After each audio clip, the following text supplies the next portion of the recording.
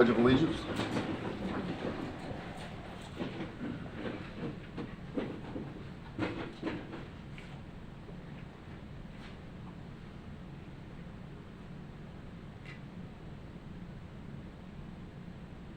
Amen. I pledge allegiance to the flag of the United States of America and to the republic for which it stands, one nation, under God, indivisible, with liberty and justice for all. Clerk, call the roll. Councilman Foley? Councilman Gifford? Here. Councilman Green? Here. Vice Mayor Brooks? Here. Mayor Stillman? Here. Item 4, it's an honor tonight to have Florida House Representative Chase Tremont with us, and he is going to give us a legislative update out of Tallahassee. Welcome. It's always great to have you here in the council chambers. It's weird having you right there. I'm just going to tell you right off the I don't bat. think I've ever I feel been like we here should before. move him, right? I mean, Yeah, get out of my seat. I don't think I've ever been in this spot before, to be quite honest with you. And the last time I sat for I stood for the pledge out there was prior to my election. So first time here, you were just getting sworn in. So, all right. I give you a brief roundup, and thank you for having me today. And what a great homecoming it is. Great to see all the familiar faces and everybody. Great to see most of you. Hello, Lance. I'm kidding, council member. And Mr. City Attorney, I appreciate all you. Sorry for your loss, brother. Your family's been in our prayers. And I can't say enough about not just the council. I have an ongoing dialogue with all of you guys, and I appreciate not just your friendship but your service to the to this great city. It was never a challenge of leaving here, because I always know it's going to be in great hands because of our leadership here and the staff here that I got to work with a number of years. So for a brief wrap up, there's thousands of issues that we can obviously talk about. But I don't think it's anything that I haven't discussed with a lot of you guys on a regular basis anyway. But since we're on the record, we'll talk about just a couple of them. And I think I'll just go ahead and hit the greatest one that would probably impact us all here the most would be the property taxes. We understand that is a high priority of the governor. And, for the last 6 years, he's generally gotten what he's wanted. Up until this last session, a little difference of opinion on leaderships, but I think that's good. It's good for healthy debates that we've had in the past year. The House was kind of more focused on some sales tax relief, and the governor was certainly focused on property taxes. So to address that, I'll offer you my perspective and where I'm at, and give you some comfort from your seats where you're at, so you know who's battling for you guys up there and who's bringing your issues and concerns to the table. I'm fortunate to be appointed on the property tax, the select committee on property taxes, myself as well as a number of other former city officials and county officials. I think of Griff Griffiths and Robbie Brackett, a number of those folks who are mayor down in Vero Beach, county commissioner, county chair up in the Panhandle. People that recognize the issues facing local government as well. Because the idea of, and the biggest talking point from the governor and the proponents for getting rid of property taxes are things that I agree with as well. If you're constantly paying a bill for the rest of your life to live in your home, well, you don't really own your home. That's not real home ownership. If a government can confiscate your home for lack of paying basically what, for lack of a better term, could be considered a rent, then you don't really own it. The government owns it in the long run. So that being said, understand this, and I would caution folks that want to get rid of property taxes to think that all of a sudden they're just going to have a big cut out of their expenditures the rest of the year. I don't perceive of it being that way. I think one of the greatest challenges and the things that we're facing and discussing and studying is how to get rid of property taxes as they exist now, but still not lose the revenue coming into the cities. Because as us local officials are advising people on this committee, we're reminding folks that essential services, our fire. I got to talk with the chief a moment ago. Our police, EMS, you know, in any code enforcement, anything related. You know, we understand that you got, you know, over $100 million budget here and probably 40-some million plus from ad valorem. So there are a lot of revenue streams that we understand that come into the local government. But the idea that local governments are just going to wipe out $40 million of expenditures is not realistic, and nor should anybody you know, expect that. So just I want you to hear from our perspective that there are people at the table that are mindful of local governments, are mindful of the challenges that could be faced in result of that, because it really sounds great to get rid of property taxes, never have a property tax to pay, but you have to replace that funding somehow.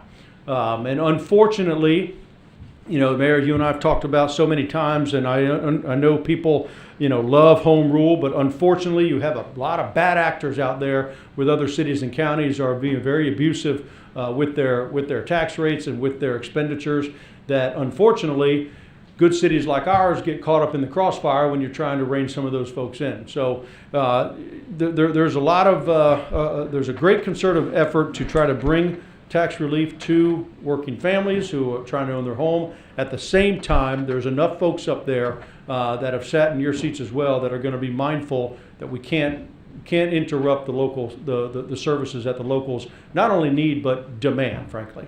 So that's the. Do you have any questions in regard to that? And I can offer you a couple other updates before.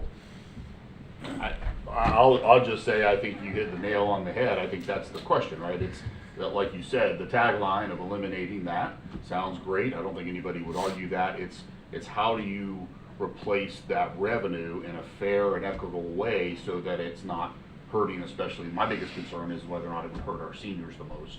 And how can that be done? And so I think that's what we're going to be looking forward to see come out of the committee like that you're sitting on, is what are those recommendations and what are those options going to look like, because you know your essential services are also the ones that cost the most. You know, your public safety services and things like that, those are where those big price tags are, and people expect those and they demand those high levels of service. So that's what we'll be looking for, I think. Well, you know, and some of these cities and counties have very little, maybe 10% of their budget at most comes from ad valorem. They get them through other streams of revenue. So when a lot of those are presented up there, some people will look at it and say, "Oh, that's not a big deal. We can cover that through the state." You know, and there's a number of ways, a number of ideas thrown out there. You know, I don't personally, I don't know how you do it without increasing the sales tax. You know, I'm a fair tax guy. I think we should abolish the IRS, get rid of all the income tax, and replace it with a sales tax. How do you do that here? Well, I think that's possible here. Certainly, the amount of sales tax that we generate here from out of towners and out of state coming in here to do that. However, here's the problem that you would be faced into from a local government perspective: is now you're going to take it based on a formula that's derived from the state officials, not myself, but you know, somebody up there that's going to decide, all right, we may develop some algorithm, some formula to distribute to this county based on their needs, to this city based on their needs. And that could be an idea that's thrown out. I'm not a proponent of that because, as you and I talked about so many times, people in the city of Port Orange, for example, demand a higher level of service that other cities may not. So we get to choose and decide that. And while I'm not 1,000% a home rule guy, I am as it pertains to the services that are required, because having lived here, I know that the demand for high services are here. So you don't really want to go that direction where you're letting the state decide how much they're going to send to each municipality. So, but I'm sure that's an idea that'll be thrown out there. But again, just to put you at ease, you have people at the table there that have sat in this seat for a number of years and understand the challenges that you'd be facing with it.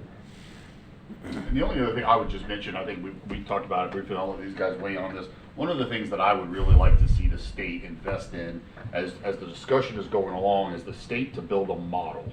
And maybe I might not be using the right word, but what I'd be looking for is that our finance department, our city manager, our staff, whatever these scenario options may be, there needs to be a model or a way to plug in that information to see where's the shortfalls where are they going to come, and how do you make them up, and what those scenarios would look like. Because as you know, you got 420 municipalities roughly in the state of Florida, and as you just said, not everybody gets to the same spot the same way, and so we'll all have to be able to plug those in so that, you know, every municipality can weigh back into their representatives to go, hang on a second, you know, we've got a 17% shortfall, or we're over 9%, or what have you, on however those scenarios may play out, and however the distribution of funds like sales tax or whatever those mechanisms may be. So I think it would be awesome if the state, and maybe that comes out of the committee, is to have that available for all the municipalities, that when, as ideas are coming around, it can be constantly updated, and then our finance departments and stuff can be plugging in our local numbers to see how does that impact us, and then provide that feedback to you, because we'd be glad to do that. So did you guys want to weigh in on this one? No, I don't, Chase, thanks for coming. But again, I'm in the same mindset as how are we gonna replace this money? And because we've been doing this for so long, and this has been the revenue stream for so long, how do you replace it in a fair and equitable manner? I still think it's very early on in the discussions, because I think there's a lot of things that gotta be worked out. First of all, I want to say thanks for all your help for us up there, for all you're doing up there in Tallahassee, not just for our city, but for the state, and some of the fights that you're fighting up there for children. So thank you so much. We appreciate you doing that. I have two things I want to talk about this, because I've been involved in. Just, I'm sorry. Just real quickly. Just on this one item. This one item, where's this pressure coming from? I'm sorry, what? The pressure for- coming from, where is it coming from, the reduced property taxes? Who's behind all that? Because it seems like a new thing recently in Tallahassee that the governor's talking about. Where is that pressure coming from? I'm not sure I know what you're, I guess you're trying to think about the question, because I don't sense any pressure coming from anywhere. I mean, I can tell you, I'd love to get rid of property taxes. And I'll just be very frank with you, and I sat up here for a long time, you know my feelings. I hate raising property taxes, period. Not that I think we should go to rollback every single year, but, you know, I mean, when you're paycheck to paycheck, and, you know, talking to a group the other day that just got, you know, that have been flooded out of their home, and I've been there as well, you know, having flooded and had lived on a concrete slab for 6 months in our house, because we couldn't afford to replace the flooring there. So I think the pressure is coming from pressure that people feel every day of being able to make ends meet. So I don't think there's any special interests that are saying, hey, we should get rid of property taxes, because there aren't lobbyists out there that are pushing for that. I think this has been a long-standing issue within conservatives that believe in home ownership and private property rights, that says, hey, you don't really own your home if you're having to pay a bill every single year to the government. And if you don't pay that bill, they can take it away, even though your house may be completely paid off to the bank. So I think just a fundamental belief of being able to have your own private property, that's where the pressure's coming from. I wouldn't call it pressure as in someone's twisting anybody's arm. I think it's just a fact of life that people want to own their own home. That being said, again, I still understand the issues associated with being able to replace the revenue, because it's a very serious situation that we need to be mindful of. My biggest fear is if we go to a sales tax, then we become a donor county, because there's plenty of counties that don't raise enough sales tax but still need the funding that they're not going to be able to get through property taxes anymore. Because we're a donor county right now for schools, where we give back money to Tallahassee, and we don't get the same amount of money back. Not anymore. That we resolved that 2 sessions ago. The district cost differential, that's non-existent anymore. That here. doesn't exist anymore. So Not anymore, if we no. send $100 to Tallahassee, we get the $100 back. We get it all back here in Okay. Florida now. When during Tom Leake's tenure on the appropriations, it was high priority, and he got that done. Fantastic. Okay. And we're still having shortfalls up there. Exactly. Here too. Yeah. Tracy? Chase, being that you're on council for this and seeing firsthand and coming up with ideals as we move forward with tax relief like this is, for me as a citizen of Port Orange, and you being a citizen of Port Orange, this is just a remarkable thing for us. You know, it gives a whole heart for me to be able to reach out and go, hey, how's it going? What's it doing? You know, I think that's one of the things council has to look at, is that we have availability of having leadership like yourself up there and being appointed onto this council. To me, it's a wonderful thing. So thank you on my behalf, and hopefully all of the city. Proceed, my friend, go ahead. All right, I'll wrap it up here. I know guys got a long one. I would just say, great job for Port Orange on appropriations. I mean, I think we didn't bring anything home last year, right? And that was, that was a tough pill to swallow. Even with our own guy as approach chair, but things, they don't always fall the way you want.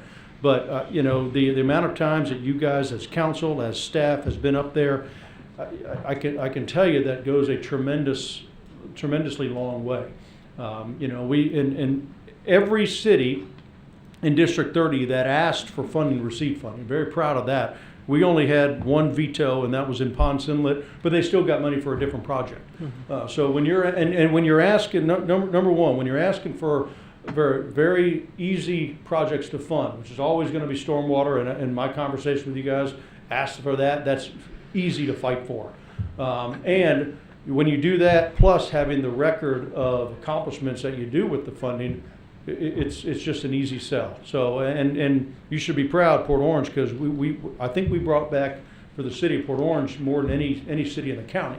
We had, and it's always good to ask for a couple different projects, because I can tell you, the way it works up there, you've got to be willing to wheel and deal, and you got to be willing to barter. And when it came down to the end, the chairman of one of the committees where these two projects had to go, they were asking, hey, can you let one go? So a quick conversation with the city manager about which is the need to have. And so we only got the one through, and I had to play ball and give away this other. But we were very fortunate, when it came down to the sprinkler list for the speaker, he re-added that one back in there. So, when you can go up there and you can make a lot of noise and complain when you don't get your own way, or you can be a team player and show that you're willing to help your other folks out, and you get rewarded with that. And Port Orange did that. You guys are willing to do it. I always say, if you want to be successful and make it to the top, help somebody else get there as well. So that's how you guys have really outshined just about every city here in the county. So I say great job for that, and then I'll wrap it up with we want to do more next year, and I think we're in a great position. We built the relationships. We know the system and how to work it. August 18th, we just had our dates sent out to us today. August 18th, right around the corner, that's when we can begin to start filing our appropriations. So no rush, I don't need to have it right now. That doesn't get closed off until till November. 17th. What's that? Yeah. That's right. I think till November, but there's always last minute stuff, always last minute changes. So we do want to get those in pretty rapidly, so we can start working our appropriations just like we work our bills. So congratulations to you guys on that. And I would just comment, and I do appreciate very much your comments about staff and the commitment the city makes to go to Tallahassee and seek appropriation dollars and try to follow the right paths. And as you know from being up here, that's not something that happens 1 year or 2 years. That takes time for the staff to learn the process, for us to learn the process. We knew when you got to Tallahassee, we would have a leg up there, and that has come to fruition. And I would even comment further to say that while last year we might not have brought back appropriation dollars that we would have liked to have had, we brought back some serious value in other regards with our staff learning some things and being pointed in the right directions to go find funding elsewhere that paid a significant role back to the city. So it's not always, while yes, you want to go up there and you've got a project in hand, you want those appropriation dollars, there's a lot of other things that can be learned that have a tremendous amount of value back to the taxpayers and the residents of Port Orange. But specifically to this year, we can't thank you enough. You're a fighter in Tallahassee for Port Orange. There's absolutely no question. We talked, we can't find any record of anybody ever going to Tallahassee in a single year and bringing back that amount of appropriation dollars back to the city that we brought back this year. So we're very proud of that. We're very happy. We're very grateful, by the way, and gracious, and some of those dollars will be used to not only benefit the residents of Port Orange, but geographically speaking, some of our neighbor cities as well. So we truly appreciate all of your efforts out there. We love the fact that that you stay in contact with us. I can't tell you how many times I talked to the city manager, and he'll say, I talked to Representative Tremont earlier this week. So I appreciate that you stay in touch with our staff and all of us, and if we call, you answer the phone almost every time. I can't think of ever calling you, and you're not answering the phone unless I maybe see you on TV and you're out on the floor. Maybe every now and then I'll try that just to see. But anyway, in all seriousness, we appreciate everything, and you know there's no finish line. There's always the next thing we got to keep working on, and we will continue to do that, and grateful to have you up there. It's, again, and I'll let you guys go, I'll just remind you, it is all hands on deck. I mean, yeah, I do what I do, but it's a whole lot easier when I go back to the chair of that committee and say, hey, you remember meeting with our city manager? Say, oh yeah, okay, I got it. That goes a tremendously long way. In addition to your representation with Pittman, he's all over the place. He has a very unique, particularly this session, I think it's helped you greatly. He has a very unique relationship with our Speaker's office that not many people do, which is surprising because I can remember when I was first up there, I thought, wait a second, we got kind of a Democrat lobbyist up there representing Port Orange, and we're a conservative legislature up there, just from the speaking of the politics and how to be effective. But he is tremendous at what he does, and so he does well. Your entire staff doing what you guys do, and as well as your presence up there. So again, all hands on deck. We'll be ready to rock and roll August 18th. Right on. Tracy, anything else? Representative? I mean, I can't thank you enough for what you did for the city, so thank you.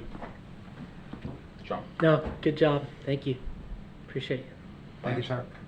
Hey, listen, we've spared no expense in having something to give you this evening, so I got to come down and get a quick picture with you. Awesome. I also do want to point out, city manager here, or your city attorney as well, the amount of times that, I called him with legislation, hey, can you explain this to me and how this is going to impact our locals? And he's right on the money. So again, everybody, so thank you, Mr. Jones.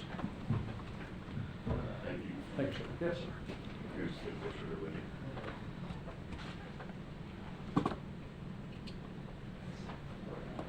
Appreciate you. That's you and the family. That's a gift card.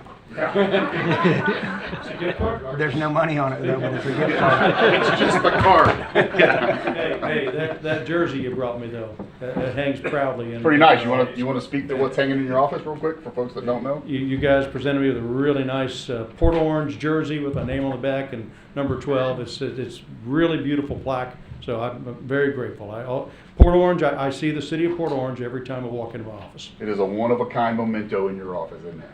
Does it say Water Boy on it? Thank you for stopping by. We appreciate you. Thank you. May I say one final thing? Yes, sir. Our delegation, and thank you, Ms. Pat, for reminding me. I don't know when our next delegation meeting is, but as soon as we get that information, we'll Okay. get that to you, and Pat will get this to you as well. Excellent. Thank you Thank you, very Chase. much. All right, item 5, public comments on consent agenda items only this evening. Any public comments on consent agenda items? No, Robert?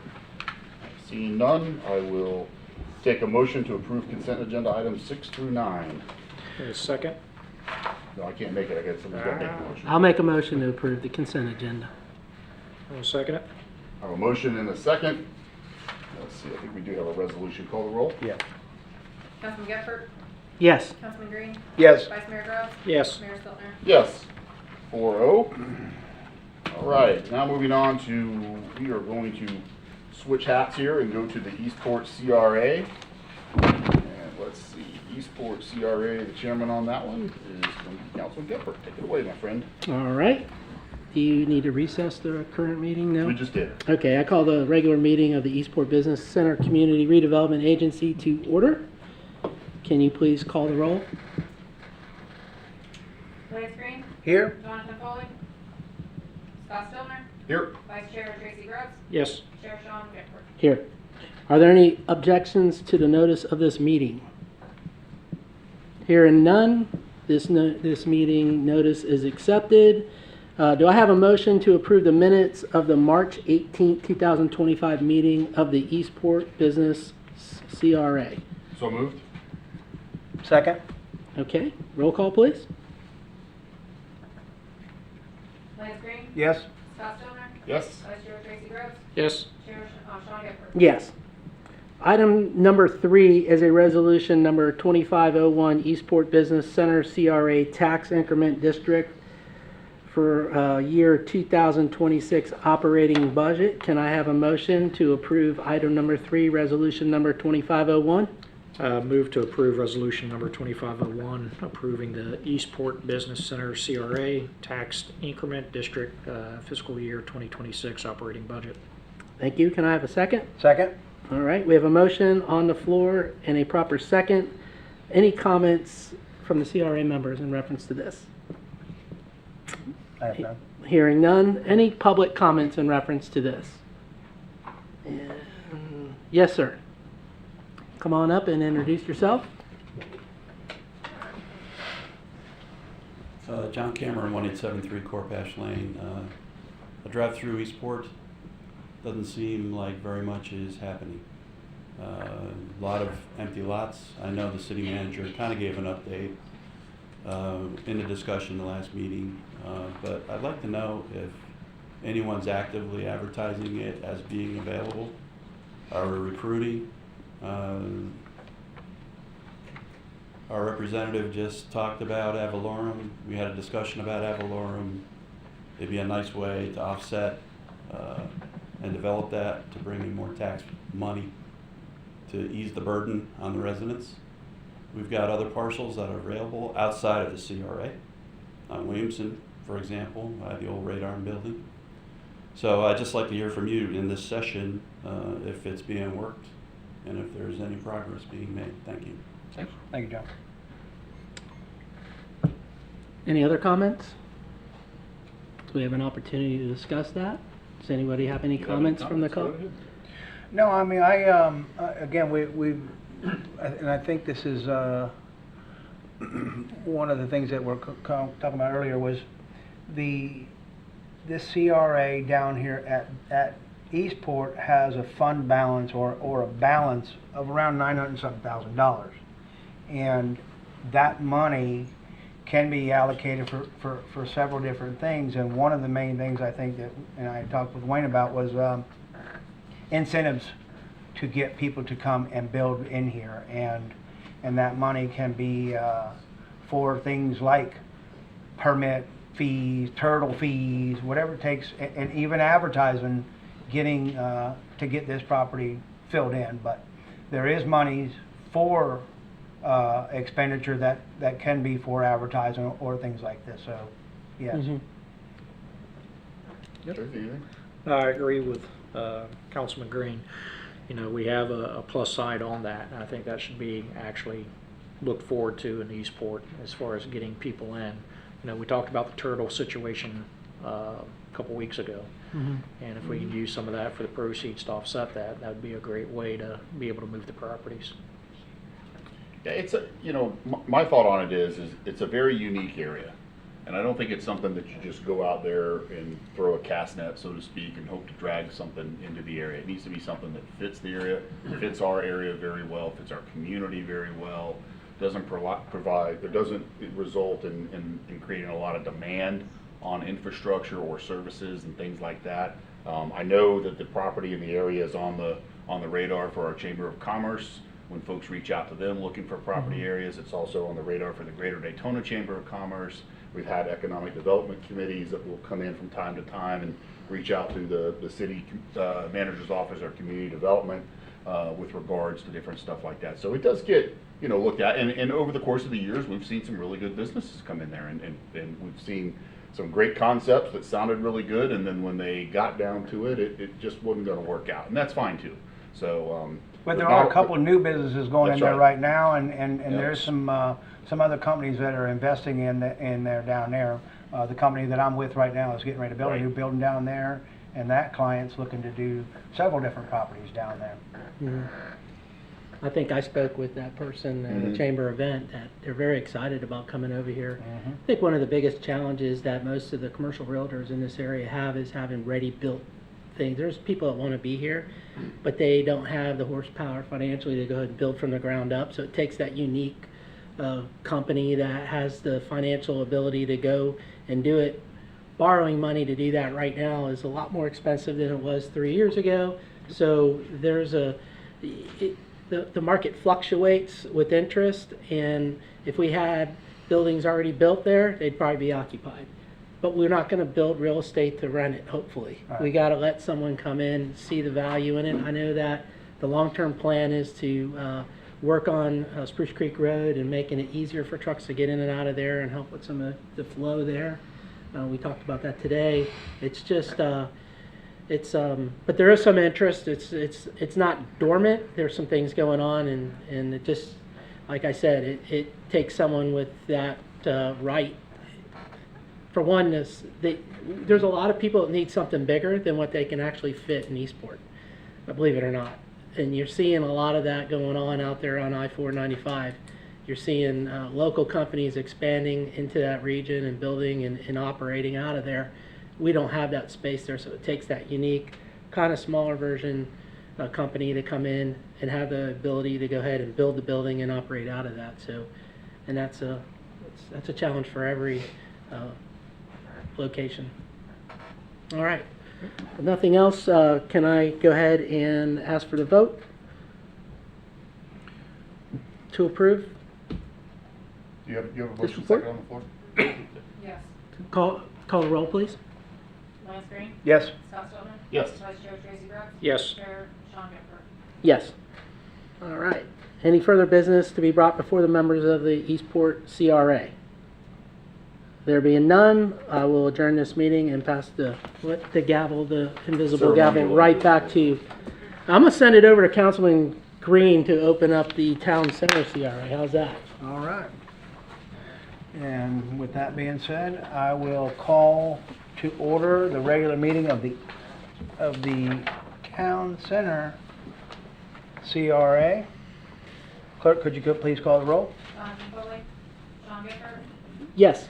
Scott Stelter. Here. Vice Chair Tracy Brooks. Yes. Chair Lance Green. Here.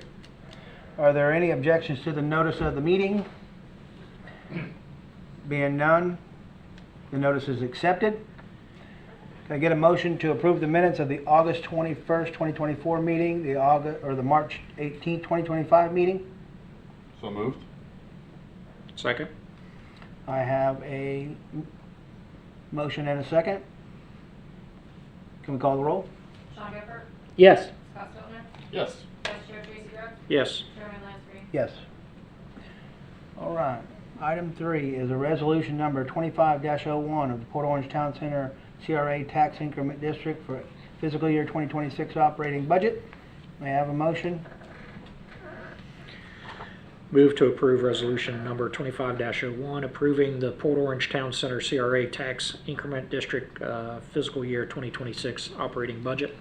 I'll second that. We have a motion and a second on the floor. Any comments from the members? Tracy? Not at this time. Scott? Nope, good. John? None. No? Okay, being none. Public hearing. Anybody from the public want to speak to this? Being none. Final comments from the CRA members? Tracy?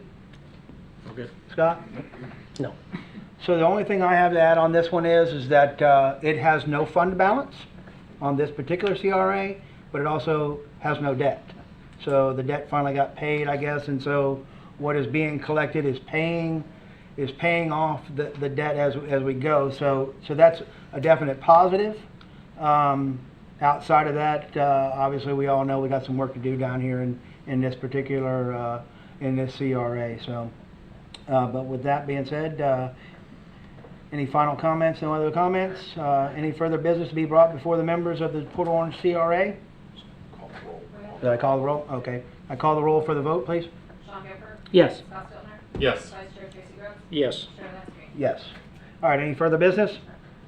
Being none, I adjourn this meeting and return it back to the mayor. Thank you. Okay, we are back in session as the council now. So item E, public participation non-agenda. I have one this evening, Patricia Miles. Welcome.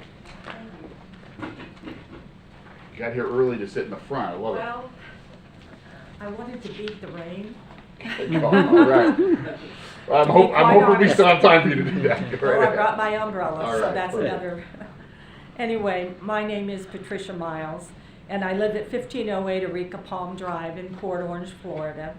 I'm a retired art teacher, former art supervisor, and I've been in arts education for 43 years. And I'm still very actively involved with the arts here in Volusia County, and I go to Tallahassee every year to talk with our legislators about funding up there. And I went to see Chase this past year. I've lived in Volusia County since 1982. And I know Miss Amanda was kind enough to explain that you don't deal with Senate Bill 180 precisely, but from my neighborhood, I'm in Royal Palm Village, there's a lot of people who are very upset with things that they're talking about, and they don't really know what they're talking about. So what I want to do is I want to ask you to consider your support in repealing Senate Bill 180. As a citizen of Port Orange, I want to protect my community. And that's my neighborhood community as well as my church community. I go to Port Orange Presbyterian Church. And I'm worried because I feel like that Senate bill attacks our home rule that we were so proudly embracing, and local democracy, and our residents feel helpless then against the special interest groups of builders and developers and unchecked development. And right now we're apparently having laws written for and by some of these builders and developers, it appears. We deserve respect for local control and a way to protect our pristine rural and environmentally sensitive land and our natural resources. I love my Port Orange community. I want our families, friends, and neighbors to enjoy safe and affordable housing, an aesthetically pleasing environment, and a secure quality of life by restricting the urban sprawl and control of the flooding in our neighborhoods, because our neighborhood flooded too in Royal Palm Village, and the roadways during heavy rains and hurricanes. Please do what you can while you're out there working with your constituents about the future of our community and work to fix the problems associated with Senate Bill 180. I thank you so much for your time. Thank you. Thank you. Is that the only one? Okay. All right, moving on to council member comments. Tracy, we're gonna start with you tonight. All right, good enough, thank you. Go ahead. So, real quickly, two about things. snappers now. Parks and Recreation, if I don't throw this one out there, I'll forget next time as it comes around, but August 30th, mark your calendar, Rock the Park, third annual event, music, food, and artist displaying. So August 30th from 3 to 10 p.m. And that's up on the website also, so people can go and check that out. And then also, as people are coming around and asking about different careers, not jobs, there's a difference between a job and a career. And career is something that pays out over long dividends, as I talk to young adults all the time. And there are a few job openings inside the city, something to take a look at on the website, that you can come in and look at the different job openings that are there. So I pass that along. Thank you. Anything else? That's it. All good. Councilman Green. I don't have much, and I did want to make two comments. So, on consent agenda, we approved to basically partner, I guess, with the DEP on adding a sewer line down beyond city limits. As part of this, we're getting some of the money, and we have to put up some of the money. But what I guess I want to make a point at is that ultimately the money will be recovered, but this is a good faith effort as Port Orange continues to try and keep improving our environment. By adding this sewer line down there, this section takes that many more septic tanks off of the system. And I know this is not our city, but at the same time, it's still our area, and I think this is a huge step in the right direction. I know it costs us money, and we'll recoup that money, but I just want to let everybody know why we are doing that and to be a good steward to the environment. Other than that, I'm good. And it sits on the fringes of a of a waterway that's very, very important to our community, that has had a history of us fighting for and cleaning up many, many years ago, and so you're right. It just I mean, connects to the Rose Bay Yeah. thing, and the same project we're working on there, is trying to get the septic Absolutely. tanks off and get them on a system, and I think this is a good deal. I know it's not, probably not a priority for Port Orange, but at the same time, I think it's a huge benefit to everyone, so, that's all. Sean? Yeah, I want to talk about the consent agenda approval of resolution 2536 and what that meant for us, was that we were able to get some funding from HUD to fix some very, very broken sidewalks without using our general fund money. So that's, it's always nice when you can pull money in from another area and not have to use our general fund money. With that being said, we do have some money, and there's a repair that we need to, it's not a necessary repair, it's a necessity. I got called out to a neighborhood here in Port Orange, Summer Trees, where the developer, when they developed that, they had a sidewalk end at a major street, and then it continued a block away, forcing the residents of that neighborhood to walk down the street, which is the main thoroughfare from Taylor Road to Williamson through Summer Trees, which, if you haven't heard, has become a way to get around the intersection at Dunlawton and Williamson, or Taylor and Williamson. Several accidents have occurred on that roadway, and it got brought to my attention from one of the citizens out there that there are several people that don't cross the road easily because of their maybe their age or their physical ability, and they have to walk along the road to get to the next sidewalk. And I asked staff to go out there and take a look at it and see if we could extend that sidewalk to protect those citizens and that traffic that comes through there, get them off that road. The estimate that we're looking at spending is approximately $20,000 to extend 100 feet of sidewalk and add some cross markings on that street so people are aware that there are people going to be crossing that road. So I would like to make a motion that we authorize staff with some of the funds that we have available to go ahead and extend this sidewalk. And our staff members have pulled this up to show you exactly where that is. And if you look, the yellow crosswalk is across the main road that runs through Summer Trees. And the orange mark will be the actual sidewalk extension, keeping the folks off of the main road.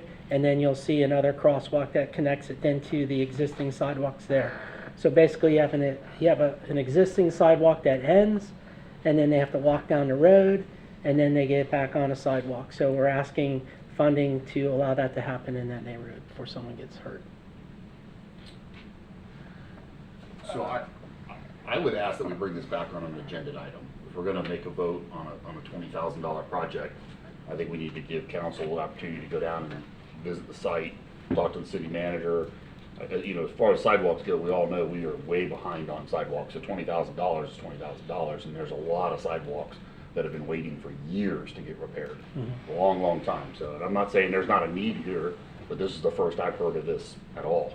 So I'm not familiar with this at all. So I think the prudent thing to do is to bring this back. I think you've identified something that it definitely needs to be discussed and looked at. We should be bringing this back on an agenda item so we can have that discussion. Council can all go down and site visit if they want, talk to the city manager, see what's involved, see how he plans to pay for this out of funds, if this is coming, where the funding's coming from, that kind of thing. That's all I would suggest on it. So I'd like to then revise my motion that we put this on the agenda for our next meeting. I'll second that. A motion and a second, everybody good with that? Yes. 4-0, in agreement on that, we'll do that. All right, thank you very much. What else you got? And that's all I have. All right, so huge announcement, Aldi is open. Yeah. So, I say that a little tongue in cheek. It's interesting because, first of all, my compliments to the community development staff on working with the developer and that project. It's weird, we see parcels. Lance probably sees this a lot better than I do for sure, but you see plans, you see them in black and white, you ride by the land and you go, there's no way that's gonna fit there and it's not gonna look good or whatever. And it actually does fit there and it looks really good and they did a great job. And you know, I also hear from time to time, of course, you got a large segment of folks who are Aldi brand fans and they couldn't wait, and a lot of other folks who would say, we don't need another grocery store. Well, you wouldn't know it, because if you go there, both parking lots, Publix full, all the way out to the bank, and Aldi parking lots full. So I did get a chance to go in and tour it. I'm a Publix guy, I'll just admit that, but it's very nice, and it seems to be very, very well received. So that is open. Also, last night I attended, I think Councilman Green did, you guys may have been there earlier or not, but new restaurant down in the River District called Farm Social, which is a new restaurant that just opened. Actually yesterday was their grand opening kind of a deal, and kind of a soft opening thing, and officially opens tomorrow. Great addition to the Galbraith family of restaurants and businesses in that area, and a great investment. The building came out fabulous. The inside is wonderful. It's got a nice, very unique, I don't think there's anything like it. I don't think there's anything else like it in Port Orange. So it's definitely unique. Very limited, small menu, but the items on the menu are very good, high quality, and it was very well attended. It was absolutely packed. Also wanted to just, whenever I mention something to the city manager that I think could be potentially substantial, I always want to kind of share that with you guys. So I reached out to the city manager and I asked him to look into some things with regards to electricians in municipalities who have actual electricians on their staff. Currently, we don't have a position in the city of Port Orange that's a true electrician position, which kind of surprises me. We use private vendors pretty much for all of that kind of stuff. It was brought to my attention that Daytona, I think, has 6, and they kind of divide up where those actual electricians go.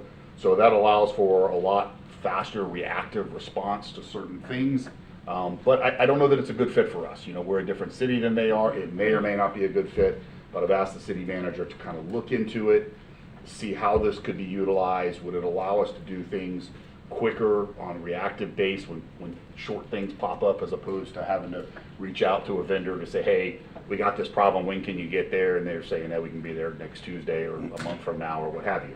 Obviously, big projects are going to require those contractors or whatever. But anyhow, it's not something that I'm advocating that we try to force into a budget this year, but it's something I think we need to look at and see if there could be some savings for us to have at least an electrician in-house or not, and how that would look. So just wanted to let you know I've asked for him to do that. I'd also like to see on maybe our next workshop, I know we haven't had a need for a lot of workshops, but if we can put this on the list, I'd like for the council collectively to take a look at our permitting process. I'd like to get at least a good overview of what requires a permit from a homeowner, mostly residential, I guess, but we can talk about businesses too. But what requires a permit from a homeowner? How do they go about getting it? How much does it cost? Do we really need to require a permit for certain things? I don't know that we've ever really had that discussion since I've been on council. And just kind of look at that thing holistically. Are we charging too much? Are we not charging enough for permits? Are there permits that we require that really most cities don't require? Maybe we don't really need to require them. I don't know, but I think we should have that discussion, because I do hear from time to time from residents that it either takes too long to get a permit, or I can't believe we need a permit, or I can't believe I got to get a permit and I got to wait for somebody to sign off on the permit. You know, whatever that process may be. I do remember kind of in the COVID thing, and we can maybe talk a little bit about this, was there was a certain amount of things too that you could do telephonically, I think, through like live chats or something like that, video chats or what have you. I don't know if we still do that process, if there's certain permits that can be done that way, but just looking at that. So, you know, if we could look at putting that more as an educational tool for all of us, and then if we see things, then the council can have a discussion on and put that. I thought we had that. I swear there was like this little video on the city website at one time, and it says, what do I need a permit for? It was kind of like a tutorial. And I It's swear still we on had the that. online Yeah, now. so there's a video online, and Yeah. it covers like some basic stuff. But Okay. just for us to have a discussion, you know, and see. I mean, there may not be anything. We may look at it and say, man, this is great. We don't need to do anything. I just don't want things to be, and I guess I'm really not suggesting that they are, because I really don't know, but I don't want things to be complex for our residents. You know, if they need to fix their homes, Yeah. I want them to fix their homes, you know, and do things quickly, and not that, you know, have a lot of red tape involved for things that, that a lot of folks DIY nowadays. I mean, there's a lot of things that homeowners want to be able to run to Home Depot or Lowe's or wherever and get the parts and the pieces and the replacement door or the windows or whatever and do these things. And, and there may be some other reasons behind there as to why those permits are required. They may have to do with insurance or whatever those things are, so. I think a lot has to do with the Florida Building Code. I don't think we require It's out a of our permit for hands. anything that the Florida Building Yeah. Code doesn't Yeah. require Okay. you to have a Yeah. permit for. And we just did a fee Exchanging study and- 2 years ago when we updated all the fees for building permits. So that went through the fee study at the same time we did stormwater fees and water and sewer fees Okay. and all of those together. So we can put together a summary of Yeah. that for you. That'd be great, that'd be great. All right, that's all I've got. City Attorney. Nothing for tonight. All right. City Manager. You got a couple things, go ahead. I did talk to the mayor earlier, and he asked me to have Tim come up and talk a little bit about Hurricane Milton Homeowner Recovery Program. That is the Volusia County program that's now out there. There are a number of funding sources out there to help people with hurricane recovery, and it can get confusing, as you were just talking about. So there are, we talked about during the budget process, the funding that the city has to do stormwater projects. So we have state appropriations that Representative Tremont talked about. We have Resilient Florida Funds, Transform 386 for infrastructure, but there's also a number of programs out there for individual homeowners that they can either have their homes purchased and walk away, they can have their homes elevated. So there's a variety of these programs, and so with each storm, different funds become available. So we had been working for years, or at least a while, off of the Hurricane Ian funding that came through from HUD with this, and now there is Milton money available. So Tim's going to just briefly talk about the county's program and how the Milton money is a little different now than what we saw earlier with Ian. Tim Berman, Community Development. You're correct. The city manager did a great job of the summary for me then, for the most part. But yes, the Hurricane, basically Milton Homeowner Recovery Program with Volusia County's Transform 386 program is now open for residents of Port Orange to apply through their portal. This is about $40 million, which is set aside for resident programs there. That could be for the rehabilitation of their home that was damaged by either Hurricane Milton or Ian. It could also do for reconstruction of the home, reimbursement of improvements already made. You can submit for reimbursement that way. Also too, for a voluntary buyout program. That's where if you want to sell your home, basically they would basically submit to that then. Volusia County would evaluate that. If it does qualify, they would then get back with the city to see if we would want to take that property then. There would be no cost to the city. That's paid by the program then, but that's another option that's out there then. And the last one too, which we're trying to look more into how we can assist some of our residents here on this one, is that the match that's required for the FEMA grants. A lot of the basic Elevate programs that we have, or the rehabilitation programs that we've done FEMA grants for, there's a 25% match that the resident has to pay for. Basically looking to see how that could be used and leveraged to basically pay for their 25% then. So we're going to look at ways to basically get those people that are in that program into that Transform 386 program as a way to kind of help facilitate those when those come up then.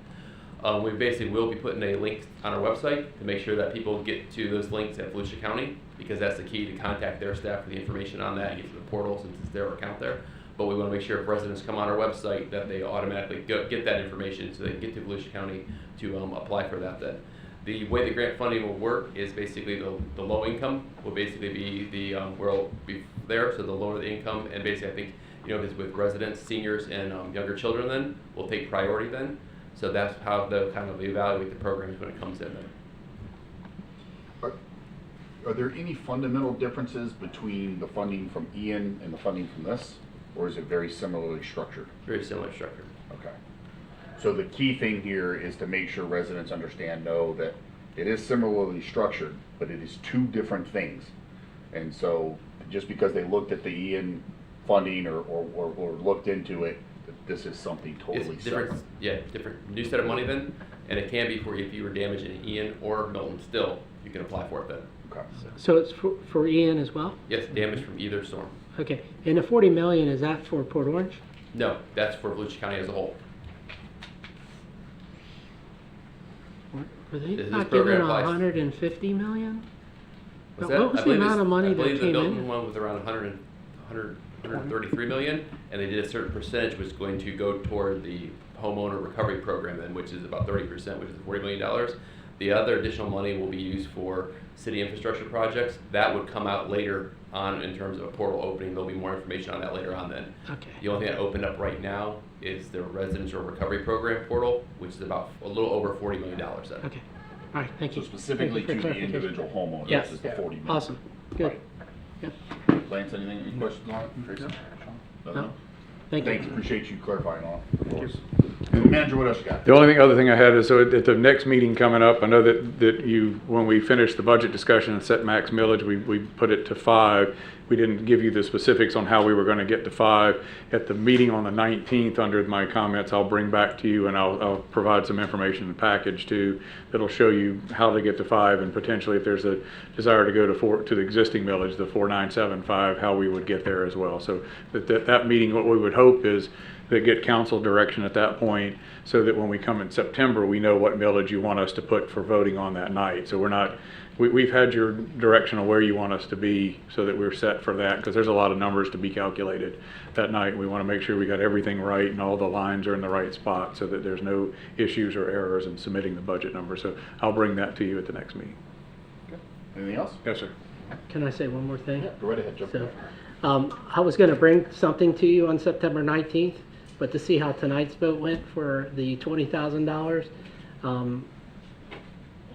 I wanna put something on, the agenda for I've been talking with the staff in reference to the sidewalk lights west of 95 on Taylor Road and down Williamson. There's approximately 50 lights that some work, some don't, some have broken, some have fallen.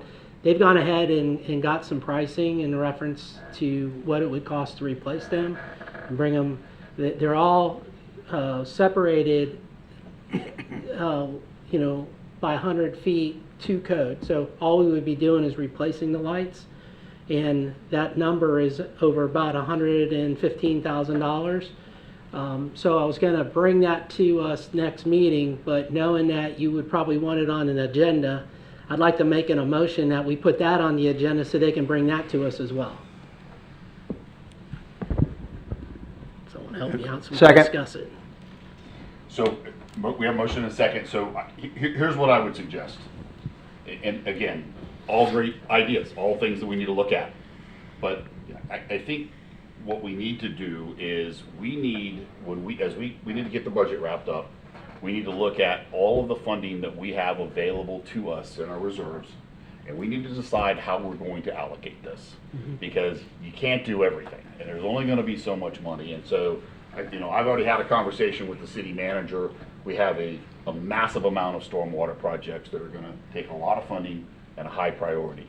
That being said, we've got a lot of other things in the city that have to get taken care of too. You've got roadways to be paved, you've got sidewalks to be constructed, maintained, paved, you have street lighting. Ironically, I talked to him about some street lighting as well.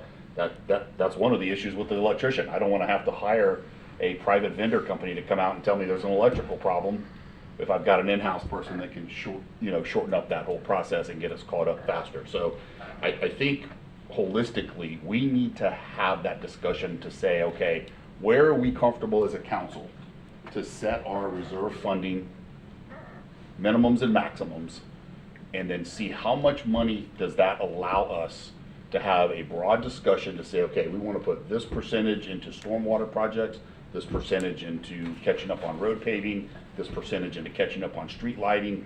Street lighting all over the city, by the way. That's not the only area in the city. There is a massive section all the way from going into Countryside there, Village Trail, all the way out to Wawa. There's not a single street light that works at night. That whole area, it's completely dark. So there's a lot of areas where we need to get caught up on that, and I think that we just need to have that very broad discussion so that we can see where do we want to put our funding, where do we want to put our money, and how soon can we get those projects done. And then the city staff's going to have to tell us, hey, these are the projects you guys have all identified collectively, this is what it's going to cost, and then we need to have that discussion on how much of our reserve funding do we want to go ahead and spend and put towards these one-time fixes, which are going to always have maintenance cost to them as well. So that's all. And I've got a little more on the walk lights issue. So one of the problems that we have with this situation, and the people who've been around for 20 or 30 years watching them come in, so the people in charge of the walk lights apparently didn't understand consistency. And so we have multiple different designs. We have multiple power sources. Some are in easement, some are powered by an FPL pole, some are powered by the private business behind it. Some are on private property that we have an easement, some we maintain, some we don't. And there's different models. So one of the things that you can spend a lot of money on is having 15 different things in stock every time a light bulb goes out. Some are old school lights with ballast, some are LED. So I don't think, if we want to keep our millage rate as the 4th lowest in the county, sustaining a really fancy walk light program with 20 different options for architecture is going to be the right approach financially. So our approach was to go to DOT, who owns the road, and try to figure out a way. And they're looking out for their own interests. They've got a big budget statewide too, but they've got way more resources to maintain streetlights than we do. And the idea was to get them to take a look at the road and come up with some way where we can have DOT maintain lights we would just pay a fee for, that would go from basically the railroad tracks or Spruce Creek Road all the way out to Taylor Branch, where the street light would also light the trails, and all we would be doing is paying a fee. So you would have somebody who would be able to maintain and take care of them, who would have the lights in stock and have the crews and the staff, because it is going to get very costly for us to keep maintaining specialty people and specialty lights. And right now we spent a year on it years back when I was upstairs, just trying to determine each individual light and where the power source was coming from. And that section over there by the Chili's and the Applebee's and all that is particularly bad. It's a little bit more clear out on the east side where new development was. So by the time Tim's staff was in charge, they were out there saying, okay, these are all consistently done and set up and maintained. So the ones in front of the Aldi and the ones in front of Pavilion are a little bit cleaner than the old ones. But he's got a project that council authorized that went through the TPO. So the Regional Transportation Group is looking at a feasibility study. So they're going to go take a look at that huge section from the train tracks out to Taylor Branch and come back with, is it feasible to do this? Is it something we can do? And we may be able to get 90% or so funding from the state to fix that large stretch. And that may then help us with the idea of what do we do with the rest of them based on what comes out of that and some knowledge. So it may not be something that gets fixed right away, but the $100,000 on that one little corner will multiply quickly when we start trying to fix the rest of them going up and down the street. It just doesn't seem like it's a sustainable, we had this conversation at one point where Planning Commission considered some lights on the north side of the city. The key is we want it to be safe and lit, but we don't necessarily need to light it the most expensive way possible to light through decorative walk lights on the side of the road when you've got big poles and street lights. So part of what we'll try to bring to you is a more pragmatic approach that is sustainable for us financially over the long term, and it still provides you the light and keeps people safe. Well, and I appreciate that. I think that is the way to look at it. But I also, I agree 100% with Councilman Gephart's concerns about we've got all these lights and they don't work. They aren't serving the safety purpose that they were intended to. Maybe some of them might have been for some aesthetic reasons, but I do hope that there are some that can be quickly brought back to life and functional. Maybe they're not. Maybe it's so bad that every wire in the ground has been chewed up over years and there's no way to connect these. I know some of these, we've had these conversations, some of the light systems are no longer even available. You can't even get parts and pieces for them, which is crazy, but I get it. So it's not as easy as just, hey, that's out, go put the bulb in. We had a conversation before the meeting about the area down there and the Port Orange Causeway at night. We've got several major lights that aren't working.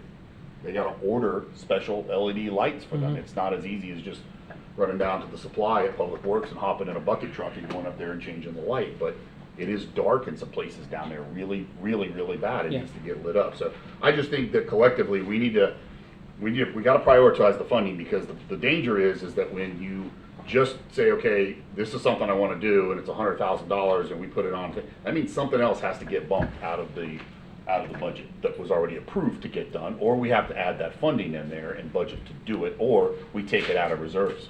And ideally, what I think we need to do is we need to have that reserve discussion, that policy change. We kind of touched on that a couple times already. I think when we get there, we have that discussion, and then that's where, in my mind, again, I'm just one of us up here, but in my mind, I think we need to have that discussion to say, okay, this percentage we need to allocate towards these types of projects, and this percentage, so forth and so on. And then go ahead and get caught up on a lot of this stuff as best we can. That's my thought on it. Well, this has been my concern since I got elected, and we had this discussion a couple weeks ago when we were trying to set our maximum millage rate.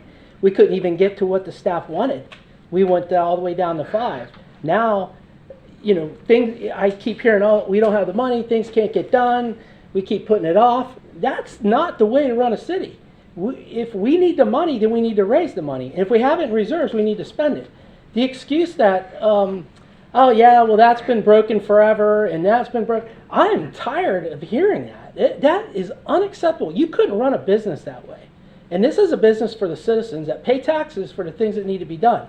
So I'm sitting up here and I'm trying to justify, wait a second, Scott, I appreciate what you're saying. We're going into budget season, let's see what our reserves are, but we're not even getting, we're saying we don't have the money, let's look at the money, we need things done here, we need things done there. Now, staff explained to me that we're working on a long-term program from Taylor Branch Road eastward to where they finished, you know, going to the railroad tracks.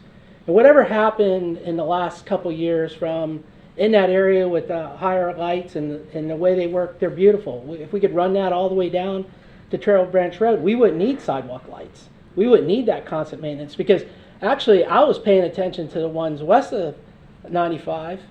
And then when I got east of 95 tonight, I'm looking at lights that are broken along the eastern side. Well, if that falls under what the staff was just talking, what the city manager was talking about, that, hey, we're looking at a program with the Department of Transportation, which I don't have a lot of faith in what our government does when it comes to getting things done. It takes forever, it seems. They're not quick on anything, right?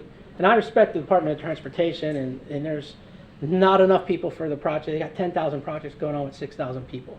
So I get it, but this is our city, and I don't like relying on other people to get things done when we have the resources. And if we don't have the resources, let's get the resources.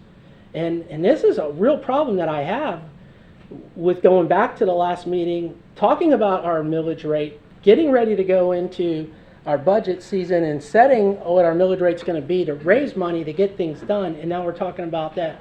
We don't know how we're going to come up with the money, or are we going to go into reserve? So I'm just going on the record to say that we have needs in this city, and the only way you get them taken care of, it costs money. They told me when I asked Robin and Wayne to go out and look at these lights, it's almost embarrassing to see that.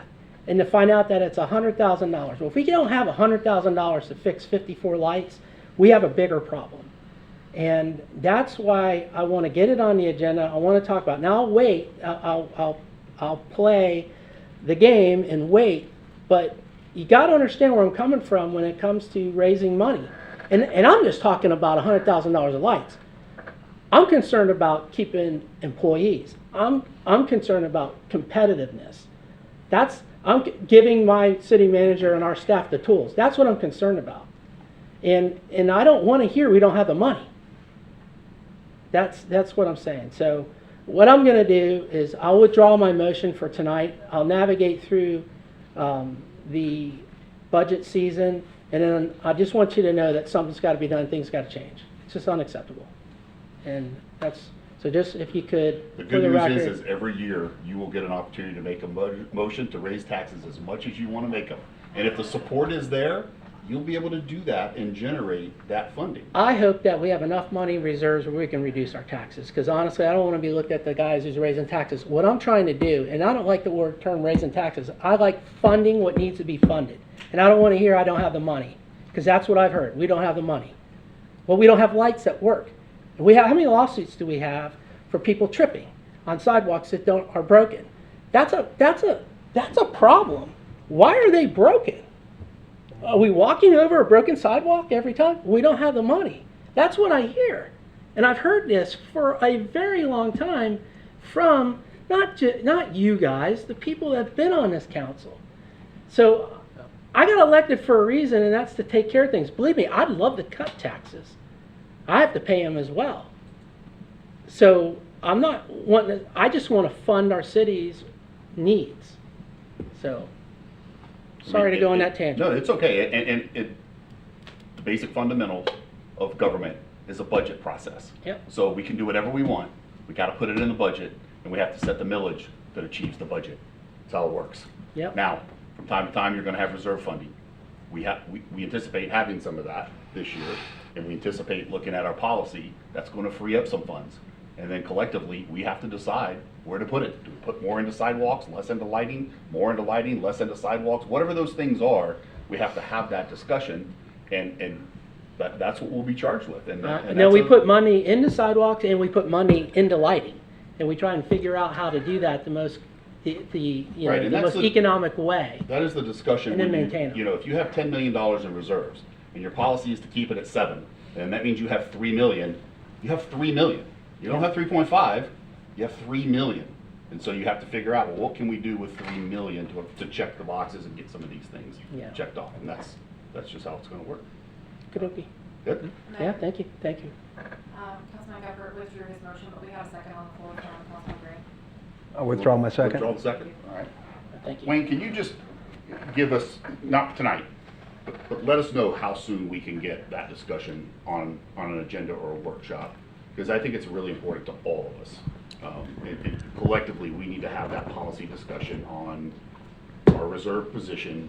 What does that free up? What is that going to allow us to get caught up on a lot of stuff so we can collectively have that discussion and get that moving? One thing I wanted to make sure I'm on the right page with you, what you want is, so we can tell you what the fund balance is now, but we're so close to the end of the year, and we're about to get full into the year, and then we'll do the roll forward, and we'll know probably early November exactly what you've got, what's left over from this year that didn't get spent, and what you currently have in your reserve. So you've got about 21 million in there now, plus the money that we set aside from Allen Green sale and the Idalia money to use for backups on the hurricane projects.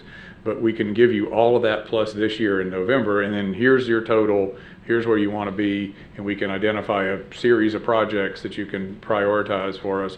Remembering again, though, it's one time, so once it's spent, it's gone, it's not there for next year's one-time projects. So, but we'll put it all together for you. So we can do now, if you want to see where we're at, but there will be money from this year unspent that will add to it. It may help you do a bigger, like a more thorough look at it. If you want to do it as soon as we close out the current fiscal year, we'll bring you where we're at. So the first thing you need to know from us is what is our policy position on the minimums and the maximums, right? Is your, right now you're 30 to 35, which equates to about 18 to 21 million Yeah, dollars. so I'm good with you putting that on the next agenda. I mean, we can have that discussion quick, right? I mean, Absolutely, yeah. you know, I'd like for all 5 of us to be here, but I think we should have that discussion. Bring us back some information on, hey, this is what GFOA recommends. This is the position we're in now. Historically, we've been through a certain amount of storms. This is how much we typically dip in after a really bad storm. Because I do think that our policy level has been a little high. So I think we can bring that down and still feel very, very comfortable at that, you know, heaven forbid there's a major incident, we're still gonna have the funding that we need to get through something like that. So I would say let's get it on an agenda for the policy discussion on setting those parameters, and then immediately after that, you can bring that back to us and go, okay, here's, on this new policy, here's what you guys are gonna have, and here's a list of all the projects that all of the council folks and staff have identified as major concerns, and we'll have to go through that process, and we'll have to hash it all out and see what all we can get done with whatever funding's available. So, anything else? I mean, that makes sense? Yeah, your draft agenda for the 19th is going out Friday, so it may not be on your draft. You'll see the title, so we'll fill it in with information by the time you get your full agenda the following week. Okay. Good. You guys good with that? Yeah, Good? yes. All right. Perfect. Thank you. Anything else? No. Item 13, Environmental Advisory Board. How about the Environmental Advisory Board representative, Christine? Welcome. Haven't seen you all in a How are you? long time. Mayor, council. We have 3 projects going on. Mhm. And so the first is a storm drain update. It has been approved and it has been funded. And we are very excited. That is something we put together so that when we were taking our situation into consideration and listening to all of our residents, social media, and listening to what they had to say, it was important for us to engage them in whatever takes place. And that is how we got started in Adopt a Storm Drain. it has been funded, and the project will be rolled out. It involves the residents and their street, nothing more than that. There's some technology involved, that's what had to be budgeted, and we're ready to go, and this will be rolled out in the fall and roll into 2026 because we have to see and tweak everything, but very excited about that. Our plant giveaway, so we have that coming up in the fall. That will be at the October 18th. So this year, you're going to email me instead of the city, and if you email me, you can get up to 3 plants. There's 3 different varieties. You can get 2 if you're a Port Orange resident and you reserve them, 1 if you just walk up to the table, and they're going to be bushes this time. We've been doing trees for years, time to do bushes so everybody can take advantage. Not everybody can have a tree, but everybody can have a bush. And so Butterfly Gardens, Blueberries, we're really promoting edible food bushes. What day is that? I'm sorry? What day? Well, we're giving them, it's going to start being advertised that you're going to email me for them. I'm going to reach out to everybody that had ordered a tree last year. So it's going to start, Mike, where is he? He's going to be part of rolling out the program, putting it out on social media and advertising, and then we will deliver them in October to the table at the Port Orange event. It's always been very successful at the event at the City Center. So that's why we continuously promote it here. It is, and people love it. They And do. They They go do. quick. We even have to have our own little corner Oh, because yeah. so many people. But when were you guys very- did the one down there at Riverwalk, Yeah. people were aggressively trying to get their trees. Yes, they were. They were. We don't have any left over, that Yeah. is for sure. Is that in conjunction with Family Days? Yeah. Is that what they call the fall event, Family Days? Yeah. Yeah, so it'd be and that's like Family October Days. 11th? Mhm. Okay, Yeah, cool. that'll be- Thank you. I looked it up. It was the 18th. I just looked it up right before I got here, but maybe I It's picked. definitely October. But it's in October. Yeah. 18th. Speaking of trees, trees are very important. Therefore, we are focusing on trees, and we are going to start a pilot program for trees around ponds or various places in the city. And our pilot program is going to address how it affects city staff mowing. We're not going to jump right in and plant a tree and have it mowed down by accident. That is sad when that happens. So we're putting a lot of thought into this. We're going to figure out where the best place, right tree, right place, and how we work with the city so that it grows and matures and helps with the canopy. Hopefully we can take some of our money from the tree bank and upsize our trees to help with the canopy. So this is a very inclusive project that we're going to undertake, and if it works in one place, we're going to duplicate it in others. But it is a lot more complicated than what people think. There are a lot of staff members involved. There's a lot of, just a little space can cause a great deal of harm and a lot more money than anybody really wants to fail at. So we want this to be successful. If we could keep them away from public sidewalks, that would be. That, yeah, well, I was sitting there listening to that, it's like, why are the sidewalks up? We know, that's because of trees. We know these things, what happened in the 80s, what Good- happened good in the intentions. 90s. We know this, so we're not, that's why we're not, your ponds are not near the sidewalks. We're going places that are not going to affect anything but we would like to see the wildlife given a place to have some shade. We would like to see more areas for people to sit.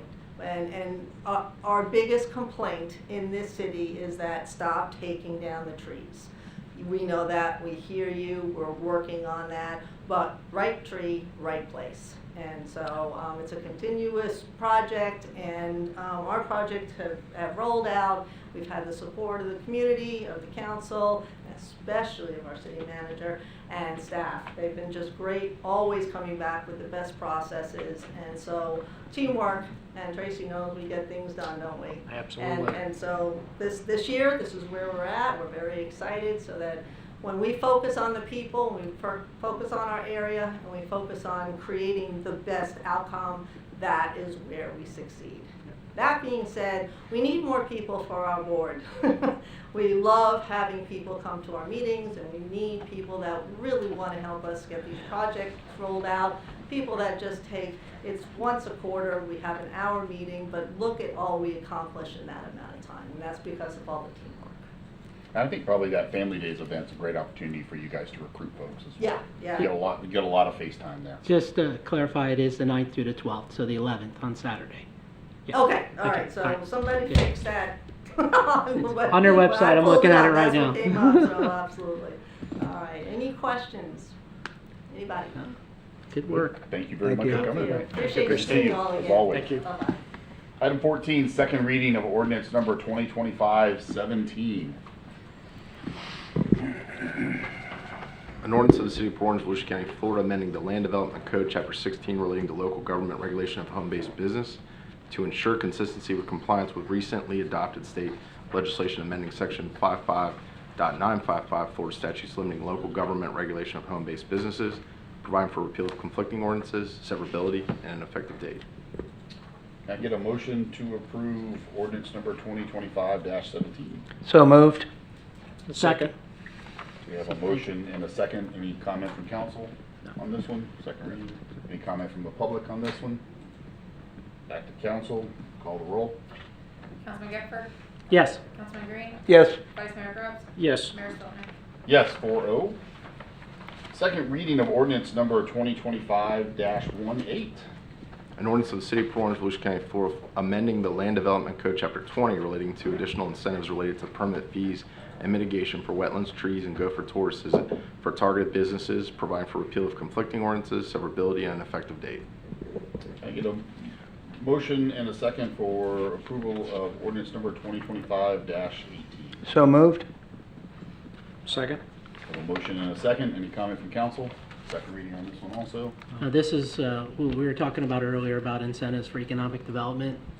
Mr. Cameron, this is part that's going to help. All right. Any comments from the public?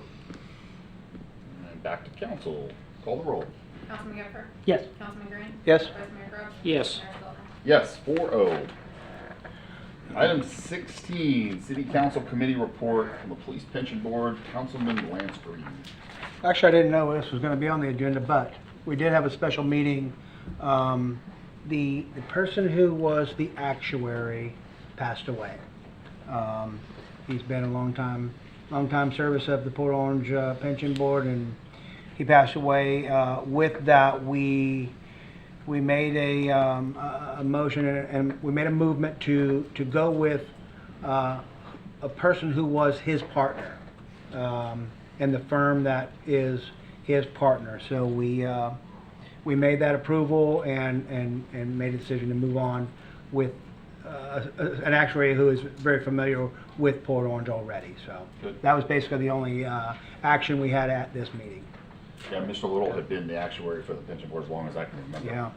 Yeah. And actually taught a lot of the classes at any of the pension conferences that you would go to. So I think he's not just a loss for, us as a vendor and contractor that's been with the plan for so long, but for the state, because Yeah. there's not a lot of actuaries that specialize in public pension plans, and they really got to know their business and their game, because And he really did. He that really did. information can lead to a world of problems. So, Yeah.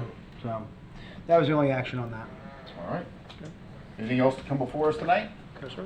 Gentlemen? Yes. We're good? Thank you. All right. Have a good night.